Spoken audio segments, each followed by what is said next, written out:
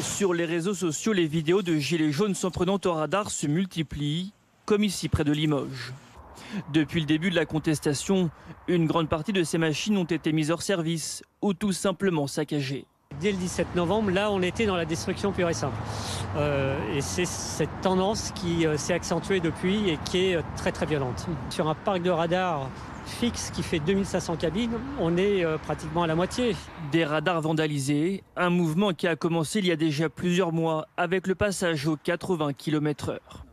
Pour ce défenseur des automobilistes, il est temps que l'État prenne enfin en considération leur colère. On se retrouve dans un mouvement aujourd'hui qui attaque le radar parce qu'ils sont vécus comme le symbole de la taxe en France. Alors évidemment, ce sont des dégradations, on ne peut pas cautionner des dégradations, ça a un coût, mais peut-être qu'on pourrait tout simplement les enlever au lieu de les réparer. Une position pas du tout partagée par cette avocate, car pour elle, les radars sont d'une utilité primordiale. Le message au fond qu'il faudrait faire passer aujourd'hui, c'est que en cassant des radars, vous cassez des vies.